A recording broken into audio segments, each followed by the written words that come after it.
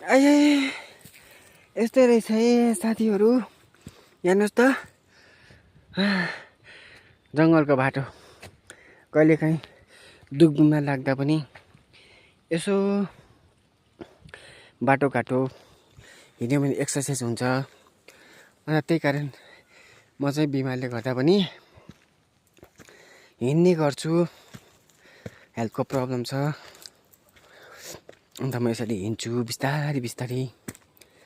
अन्त जाडो ठाउँमा भए पनि यसरी अलैँची बारीहरू यसो घुम्दा यसो हेर्दा रमाइलो देख्छ हो। अलैँची बारीहरू कस्तो देख्छ है। अलैँची बारी त जहाँ पनि हुन्छ, चिसो ठाउँमा मात्रै हुन्छ नि त। अन्त एक्सर्साइज गर्दैछु, हिँडेर वक गर्दैछु अलैँची बारीमा। यस्तो बाटो हिँड्दैछु म। पर गाउँ बस्ती जाँदैछु। अब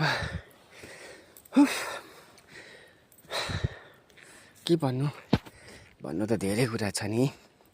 तर अब म गति छाडेर चाहिँ ल्याङफ्याङ बोल्ने मान्छे होइन।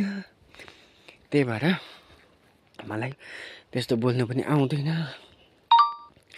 यस्तो छ। हेर्नुहोस् न अलैँची बारी हो तल जाँदैछु पर म।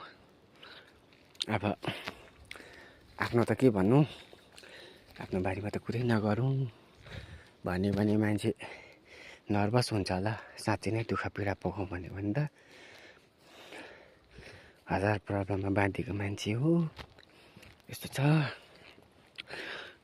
अन्त यो चाहिँ कहाँ होला गाइस, कमेन्ट गर्नु होला चिन्नुहुन्छ भने। छ हो,